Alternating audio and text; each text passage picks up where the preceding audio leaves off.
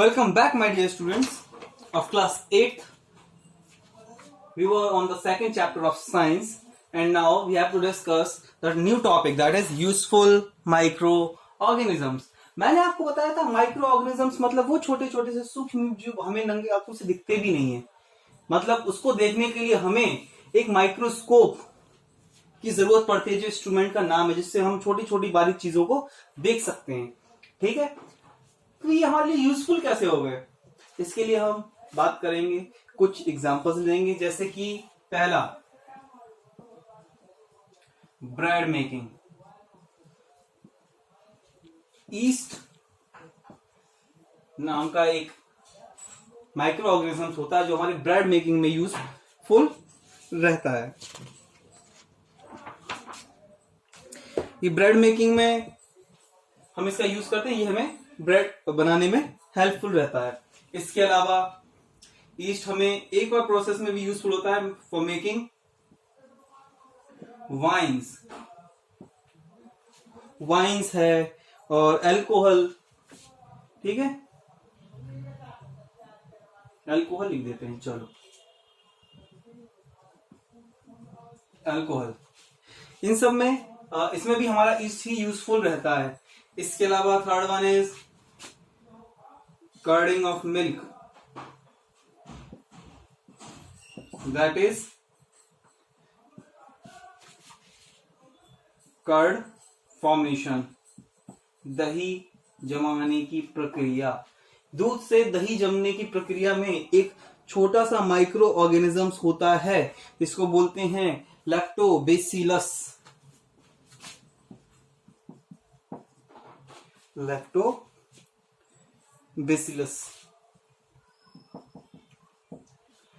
ये बहुत ही ज्यादा हेल्पफुल रहता है हमारे लिए फॉर कर्डिंग ऑफ मिल्क। हम दूध से दही जमाते हैं तो हमें लैक्टोबैसिलस नाम के छोटे से माइक्रो ऑर्गेनिज्म की जरूरत पड़ती है, इसके बिना ये पॉसिबल नहीं है। मेकिंग ऑफ चीज ऑल्सो, इसमें भी मेरे ख्याल से आपका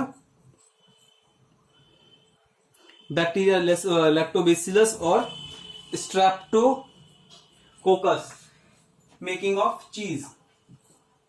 इन सारी प्रोसेस में हमें एक माइक्रो ऑर्गेनिज्म की जरूरत पड़ती है, जैसे मेकिंग ऑफ चीज,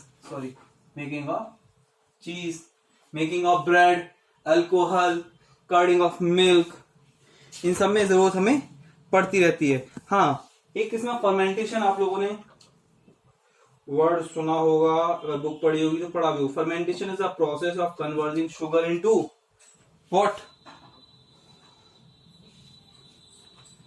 अल्कोहल। शुगर से अल्कोहल बनाना in the absence of oxygen is known as fermentation, the process by which we make alcohol, इसको बोलते हैं फर्मेंटेशन प्रोसेस। इसके अलावा सॉइल फर्टिलिटी के लिए भी एक बैक्टीरिया ही है जो यूजफुल होता है, दैट इज राइजोबियम। ठीक है, राइजोबियम। और ये राइजोबियम जो होता है, इससे क्या होता है, ये नाइट्रोजन फिक्सेशन में हेल्पफुल होता है। ठीक है, नाइट्रोजन फिक्सेशन में यूजफुल होता है। नाइट्रोजन फिक्सेशन मतलब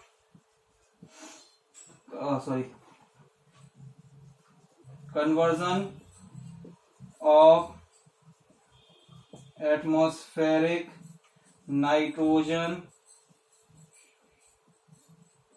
इनटू नाइट्रेट्स इन सॉइल। होता क्या है, कंटिन्यूस जब हम बार बार एग्रीकल्चर या जो फसल पैदा करते हैं, क्रॉप करते हैं, हार्वेस्ट करते हैं, तो उसकी वजह से क्या होता है, जो हमारी सॉइल होती है उससे नाइट्रेट्स खत्म हो जाते हैं। जनरली नाइट्रेट्स, मिनरल्स वगैरह हमारे खत्म होते हैं। तो एक बैक्टीरिया होता है राइजोबियम, जो हमारी सॉइल में ही पाया जाता है। वो क्या करता है, एटमॉस्फेयर से नाइट्रोजन ले लेता है और उसको नाइट्रेट्स में कन्वर्ट करके हमारी सॉइल को दे देता है। This process is known as nitrogen fixation. और इससे होता क्या, हमारी सॉइल फर्टिलिटी इंप्रूव होती है। Again a useful microorganism. ठीक है, इसके अलावा आपका है role of microorganism in decomposition. सबसे बड़ी चीज आपने देखा होगा एनवायरमेंट में, जैसे कि हम लोगों में कोई इंसान खत्म होते हैं तो उनका हम लोग अंतिम संस्कार करते हैं, क्रियाक्रम जो भी रहता है करते हैं, दफनाते हैं, जलाते हैं। लेकिन आप लोगों ने सुना कभी कहीं पे कोई जानवर मर गया, उसको लेके हम लोग जाते हैं? कभी नहीं जाते, वही पड़ा रहेगा, वो धीमे धीमे उसमें से स्मेल आने लगेगी, वो डिकम्पोज होने लगेगा। वो डिकम्पोजिशन केवल और केवल बैक्टीरिया ही करते हैं। मतलब क्या होता है कि वो अपने आप ही खत्म हो जाता है पूरी तरीके से, केवल और केवल वहां पे बचेंगी बोन। इसके अलावा बाकी उसका जो फ्लैशी है डेड, क्योंकि बहुत सारे हमारे माइक्रो ऑर्गेनिजम्स जो होते हैं ये क्या करते हैं, ये डेड फ्लैश पे डिपेंड करते हैं। मतलब कि जो मरे हुए जानवर हैं उनके मांस पे ये डिपेंड करते हैं, उन्हीं को खाते हैं और अपना जीवन यापन करते हैं। ठीक है, ये क्लियर हो गया।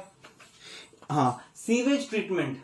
सीवेज ट्रीटमेंट होती है जैसे कि हमारे घरों के बाथरूम से, किचन से, नालियों से ये निकलने वाला पानी जाके एक जगह जमा होता है, इसको बोलते हैं सीवेज।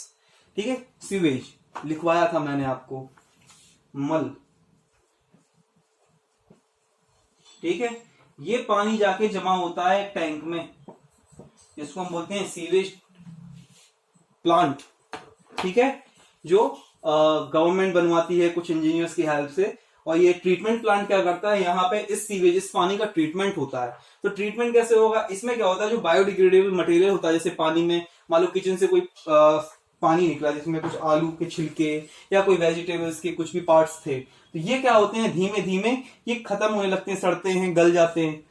तो इनको क्या होता है, पानी में अगर हम माइक्रो ऑर्गेनिजम्स, कुछ बैक्टीरिया वगैरह कुछ डाल दें जो क्या करें, इनको वहीं खा ले, तो फिर क्या होगा, पानी अपने आप हाफ तो साफ हो ही जाएगा, 50% तो काम यही कर देते हैं। तो ऐसे ही इसको प्रोसेस को बोलते हैं सीवेज ट्रीटमेंट। सीवेज ट्रीटमेंट मतलब होता क्या है, ये जो गंदा पानी है ये जाता है और वहां पे मशीनों द्वारा बड़े बड़े टैंक्स में फिल करके इसको ट्रीटमेंट किया जाता है ताकि ये साफ पानी हो जाए, और फिर बाद में इसको नदी में ड्रॉप कर दिया जाता है या फिर डायरेक्ट घरों में सप्लाई होती है बड़े बड़े शहरों में।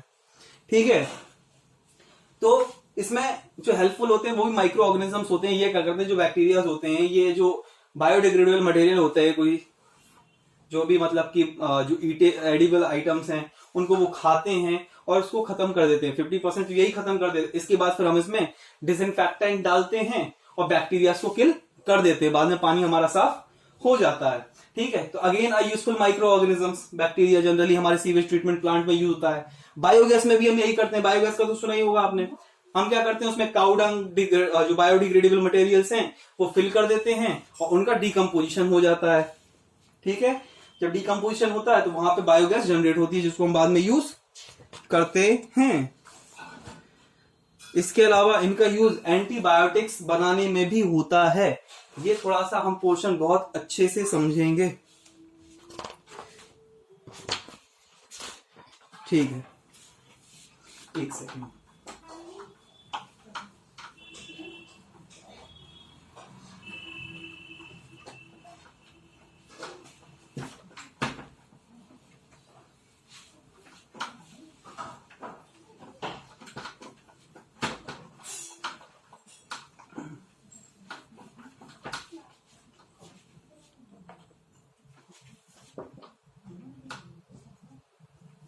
ठीक है, हम बात कर रहे थे एंटीबायोटिक। एंटीबायोटिक जनरली होती क्या है, antibiotics are the chemical substance produced by the micro organisms such as fungi and bacteria which kills और stop the growth of disease causing micro organisms. मतलब क्या है, ये क्या है, एक केमिकल सब्सटेंस। क्या है, केमिकल सब्सटेंस है। ये क्या करते हैं, इनको बनाया जाता है किससे, प्रोड्यूस्ड बाय फंजाई और क्या था, बैक्टीरिया। ठीक है, फंजाई और बैक्टीरिया के जरिए इसको बनाया जाता है। ये करते क्या हैं, स्टॉप्स और किल दी डिसीज कॉजिंग माइक्रो ऑर्गेनिजम्स की जगह हम लिख सकते हैं यहाँ पे पैथोजेंस। ठीक है, हमने कुछ नए मीनिंग सीखे तो उसका यूज करेंगे। पैथोजेंस मतलब डिसीज कॉजिंग माइक्रो ऑर्गेनिजम्स, मतलब ऐसे माइक्रो ऑर्गेनिजम्स जो हमें बीमार कर सकते हैं। उनसे बचने के लिए हम जो केमिकल सब्सटेंस बनाते हैं फंजाई और बैक्टीरिया का यूज करके, उसको हम कहते हैं एंटीबायोटिक। ठीक है, नेक्स्ट इज वैक्सीन। वैक्सीन क्या बताया था मैंने? टीका। इससे क्या होता है? वैक्सीन होती क्या है? ये जनरली बनाई जाती है, केमिकल सब्सटेंस होती है, ये हमारी बॉडी की immunity, again a new word, immunity को बढ़ाने के लिए वैक्सीन का यूज हम करते हैं। अगर हमारे पास ऑलरेडी वैक्सीन है जिसको हमने लगा लिया है बॉडी में, तो उस वैक्सीन की वजह से जिस भी माइक्रो ऑर्गेनिज्म से डिसीज कॉजिंग माइक्रो ऑर्गेनिजम्स के लिए वो वैक्सीन बनी है, वो हमें किसी भी तरीके से हैरान परेशान नहीं कर पाएगा, वो किसी भी तरीके से, ठीक है। और इसी को बोलते हैं इम्यूनिटी, मतलब हम अंदर से स्ट्रांग हो जाएंगे कि हम डिसीज से लड़ सकते हैं। दैट इज रोग प्रतिरोधक क्षमता, लिखवाया था मीनिंग में मैंने, पढ़ना, ठीक है। तो वो अगर हमारी इंक्रीज हो जाएगी तो फिर हमें पता चल जाएगा कि वैक्सीन हमारी ठीक से काम कर रही है। वैक्सीन समझ में आ गया, इम्यूनिटी भी समझ में आ गया। वैक्सीन का देखो, फिर से देख लो, पेज नंबर 28 पे डेफिनेशन लिखी हुई है। Vaccines are substances produced used to produce immunity to disease in the living body. Immunity is the ability of the body to resist a disease by the natural and artificial means. मतलब क्या, immunity क्या करती है? हमें किसी भी disease causing bacteria से लड़ने के लिए मदद करती है। और वैक्सीन क्या करती है? ये क्या करती है? ये इम्यूनिटी बढ़ाती है। इम्यूनिटी बढ़ेगी तो अपने आप हम उस बैक्टीरिया से या वायरस से जो भी है उसे फाइट कर लेंगे। जैसे अभी कोरोना का पीरियड चल रहा है, तो इस समय पे सब लोग वैक्सीन बनाने के लिए लगे हुए हैं, ताकि अगर वो कोरोना से वैक्सीन अगर हमें मिल गई, वो वैक्सीन हमने लगा ली, तो हमें कोरोना फिर होगा ही नहीं, है ना, ठीक है। ओके, इम्यून होना एक टर्म थी इसमें, बिकमिंग इम्यून। बिकमिंग इम्यून मतलब क्या होता है?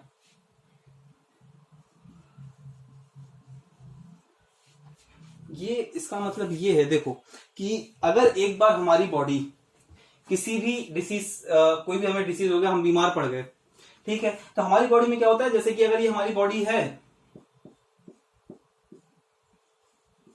ठीक है, तो हमारे अंदर अपने आप में आरबीसी और डब्ल्यूबीसी क्या होते हैं? ये क्या करते हैं? जनरली व्हाइट ब्लड कॉर्पस्कल्स, ये हमारी हमारी प्रोटेक्शन करते हैं अगेंस्ट पैथोजेंस, मतलब जो भी हमारे डिसीज कॉजिंग आते हैं। क्या होता है? थ्रू नोज और माउथ। जनरली कोई भी बैक्टीरिया या वायरस जो भी है, ये हमारी बॉडी के अंदर जाते हैं। जब ये जाते हैं, तो जैसे कि हमारे घर में अगर कोई अनजान मेहमान आए, तो हम पूछते ना कि भाई तुम कौन हो, वैसे ये भी उससे पूछते, भाई बताओ कौन हो तुम। अगर पहचान का निकला तो ठीक है, अगर इनको लगा कि हमें नुकसान पहुंचाने आया है, तो हम क्या करेंगे? हम भी उसको मारेंगे। तो ये भी उसको मारते हैं। जो भी हमारी बॉडी में बाहर से दूसरा बैक्टीरिया वायरस आता है, तो उसको हम बोलते हैं इन्वेडर, ठीक है। इन्वेडर मतलब अंदर आना, अंदर आना होता है इन्वेड, और इन्वेडर मतलब जो अंदर आया है, ठीक है। इन्वेडर को ढूंढते हैं, मारते हैं। एक बार हो सकता है, अगर कोई पहली बार कोई आदमी मिले तो उसको मारने में परेशानी हो सकती है, लेकिन अगर इन्हें एक बार पता चल गया कि सामने वाले को मारना कैसे है, तो अगर एक बार संयम हो गए, इसके बाद कभी भी अगर फ्यूचर में हम दोबारा बीमार पड़ेंगे, तो फिर अपने आप ही डब्ल्यूबीसी को याद आ जाएगा कि हमने इसको पहले कैसे मारा था, और ये लोग दोबारा से उसको उसी प्रकार से मार देंगे। और ऐसा प्रोसेस कि अपने आप वो रास्ता याद कर लेना, मतलब कैसे हमने उसको पहले मारा था। तो ये एक तरीका होता है बिकमिंग इम्यून, मतलब इम्यूनिटी बढ़ गई उसके खिलाफ। अगर अब ये बीमारी करने के लिए आएगा, तो हम उसको छोड़ेंगे नहीं। और इसके लिए आपने देखा होगा कि एक अभी चल रहा था प्लाज्मा थेरेपी। प्लाज्मा थेरेपी क्या थी? उसमें क्या करते थे कि हम एक बॉडी से जिसको कोरोना हो चुका है और उसने सही हो गया, वो मतलब उसने अपने अंदर कोरोना वायरस को मार दिया। मारा किसने होगा? डब्ल्यूबीसीज ने, उसके अंदर की इम्यूनिटी सिस्टम ने। जब इम्यूनिटी सिस्टम उसको मारेगा, तो उसको पता चल गया ना कि मुझे इसको मारना कैसे है, तो हमने उसके अंदर से प्लाज्मा ले लिया, और प्लाज्मा लेके हमने एक बीमार आदमी के शरीर में डाल दिया। जिससे क्या होगा? ये अपनी जो इसके पास जानकारी है, जो नॉलेज है, ये जाके दूसरे पर्सन को दे देगा कि हमें इस तरीके से उस कोरोना को मारना है, और फिर उसको भी मार देते हैं। तो यही प्लाज्मा थेरेपी है जो इसी प्रोसेस पर चल रही है, becoming immune. Okay, now the next topic is vaccination. What is vaccination? Vaccination में होता क्या है कि हम जो भी हमें जिस भी वायरस या बैक्टीरिया के खिलाफ कोई भी हमें वैक्सीन बनानी है और फिर बाद में लगानी, तो इससे हम करते क्या? एक्चुअली वैक्सीन में हम करते कुछ खास नहीं है। हम क्या करते हैं, हमारी बॉडी के अंदर उसी वायरस का या उसी बैक्टीरिया को, जो डेड, बिल्कुल कमजोर, बिल्कुल बुरी हालत में जो इस समय वायरस है, सबसे कमजोर वायरस को, हाँ लेकिन वही वाला वायरस जिसके अगेंस्ट हमें वैक्सीन बनानी है, ये हम अपनी बॉडी में डलवा देते हैं। ठीक है, जिसने मैंने किसी को वैक्सीन दी, वैक्सीनेशन किया, टीकाकरण किया, मैं क्या करूंगा, उसकी बॉडी में मैं कुछ वायरस या बैक्टीरिया कुछ ऐसे डाल दूंगा जिसके अगेंस्ट हमें ये फाइट करना है, लेकिन कमजोर, ताकतवर नहीं। ठीक है, बिल्कुल कमजोर, जो अबाउट टू डेड है या कुछ डेड भी। अब मैंने इसको जब शरीर में डाला तो हमारे WBC फाइट करने आएंगे। मतलब WBC तो हम हेल्दी अगर हैं और WBC के पास कोई कमजोर आदमी आ जाएगा तो ये उसको तुरंत मार देंगे। एक्चुअली होता कैसे है, ये WBC जब कोई भी बाहर से दूसरा आता है तो हमारी बॉडी में एंटीबॉडीज बनती हैं। एंटीबॉडी क्या होता है, जनरली एंटीबॉडीज एक केमिकल सब्सटेंस होता है जो इसको किल करता है। ठीक है, तो एंटीबॉडीज जनरेट होती हैं। ये एंटीबॉडीज का काम क्या होता है, सामने वाले को किल कर देना। ठीक है, जब एक बार हमने इसको मार दिया, मतलब मुझे रास्ता याद हो गया, मतलब मुझे पता चल गया कि मैंने कौन सा केमिकल बनाया था जिससे वो मर गया था। ठीक है, तो सेम क्या करेंगे वैक्सीनेशन में, हमने कुछ वायरस डाल दिए, वायरस डाले तो हमारी WBC ने उसको मारने के लिए कोई केमिकल जनरेट किया। अब एक बार वो केमिकल बना लेगा तो उसके बाद फिर वो अपने आप वो केमिकल्स बनने लगता है बॉडी में, और इसी को हम कह देते हैं एंटीबॉडीज जनरेट होना और वैक्सीनेशन। क्योंकि जब एक बार ये जनरेट हो गया, इसके बाद फिर हमें कभी भी वो वायरस या बैक्टीरिया बीमार नहीं कर सकता। ठीक है, आज तक के लिए हम यही कर देते हैं खत्म। इसके बाद the next and the last topic is harmful micro organisms और फूड प्रिजर्वेशन। ये 2 टॉपिक बचे रहेंगे जिसको मैं नेक्स्ट वीडियो में खत्म करूंगा। आज के लिए हम यही खत्म करते हैं और आपके लिए ढेर सारा होमवर्क है। क्या क्या है देखो, useful micro organisms with page number 24, 25, 26, 27, 28 और 29 पे यहां तक टाइफाइड, इसके ऊपर हार्मफुल और माइक्रो ऑर्गेनिजम्स हम बाद में पढ़ेंगे। मतलब आपको 24 से लेके 29 पेज नंबर तक पढ़ना है, और यहां तक से जितनी भी एक्सरसाइज के क्वेश्चंस मैच हो जाएं वो आपको सॉल्व कर लेने हैं। बाकी फिर मैं एक्सरसाइज आपको प्रोवाइड करूंगा भी। तो मतलब आपका होमवर्क क्या क्या हो गया, page number read page number 24, 25, 26, 27 और 28। ठीक है, ओके 29 ऑल्सो हाफ। ठीक है, और exercise do the exercise of this chapter. ठीक है, ये आप करिएगा। इसके बाद हम नेक्स्ट क्लास में आगे का कंटिन्यू करेंगे। Okay, thank you.